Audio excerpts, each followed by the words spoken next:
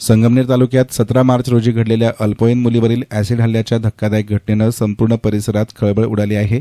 या प्रकरणी संगमनेर तालुका पोलीस ठाण्यामध्ये गुन्हा दाखल करण्यात आला असून पोलिसांनी तपासाला वेग दिलाय। मिळालेल्या माहितीनुसार या गंभीर गुन्ह्याचा तपास करण्यासाठी पोलिसांकडून तब्बल 10 स्वतंत्र पथकं स्थापन करण्यात आली आहेत। ही सर्व पथकं विविध दिशांनी तपास करीत असून आरोपीचा शोध घेण्यासाठी युद्धपातळीवर प्रयत्न सुरू आहेत। दरम्यान आरोपीचा माग काढण्यासाठी पोलिसांनी संशयिताचे स्केच तयार केलेत। हे स्केच सर्वत्र व्हायरल करण्यात आले असून नागरिकांनी संशयित व्यक्तीची ओळख पटल्यास त्वरित पोलिसांना माहिती देण्याचं आवाहन करण्यात आलं आहे। या प्रकरणाला गांभीर्यानं घेत जिल्हा पोलीस अधीक्षक कार्यालयानेही पुढाकार घेतला असून संबंधित स्केचच्या आधारे आरोपीबाबत खात्रीशीर माहिती देणाऱ्या व्यक्तीस 2 लाख रुपयांचं बक्षीसही जाहीर करण्यात आलं। पोलिसांकडून नागरिकांना सहकार्य करण्याचं आवाहन करण्यात आलं असून लवकरात लवकर आरोपीला अटक करून न्यायालयीन कारवाई करण्यात येईल असा विश्वास व्यक्त करण्यात येत आहे।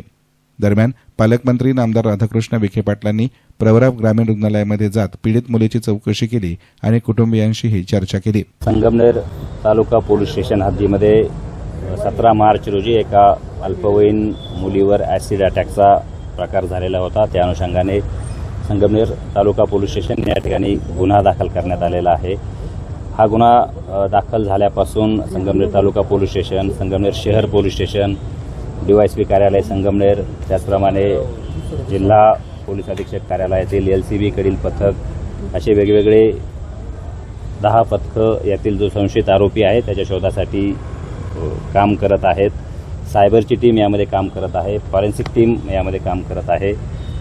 अद्यापपर्यंत यातील आरोपी उघड झालेला नाही। या आरोपिताचं जे स्केच आहे, रेखाचित्र आहेत, ते यातील प्रत्यक्षदर्शी साक्षीदारांच्या मदतीनं आपण तयार केलेलं आहे आणि ते स्केच व्हायरल केलेलं आहे।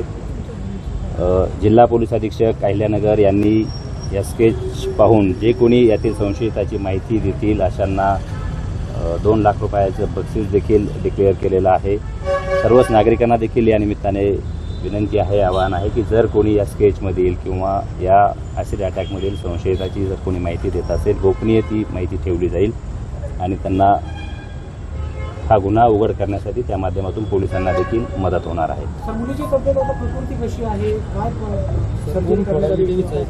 यातील जी पीडिता आहे ती अद्यापही प्रवरा मेडिकल ट्रस्ट लोणी या हॉस्पिटलमध्ये ॲडमिट आहे। तिच्यावरती वैद्यकीय उपचार तज्ज्ञ डॉक्टरांच्या मार्फतीनं सुरू आहे। प्लास्टिक सर्जन असतील, फिजिशियन असतील, त्याचप्रमाणे तिला एक काउन्सिलर देखील दिलेले आहेत, महिला काउन्सिलर। तिचे प्रॉपर ट्रीटमेंट तिची सुरू आहे आणि तिची जी काही तब्येत आहे ती व्यवस्थित आहे। ती मुलगी आता स्टेबल आहे, व्यवस्थित आहे। सर, आरोपींपर्यंत त्या ठिकाणी काही गस्त वाढवण्यात आले किंवा इतर मुली देखील आरोग्याबद्दल शाळेमध्ये येतात?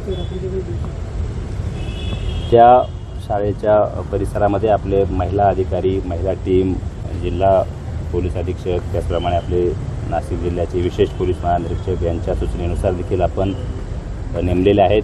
महिला अंमलदारांचं पथक त्या ठिकाणी नेमलेलं आहे। त्या गावामध्ये देखील आपलं पथक काम करत आहे आणि सर्वच बाजूने या गुन्ह्याचा तपास सुरू आहे। Thank you. Camera person Sai Surale, SN media, लोणी।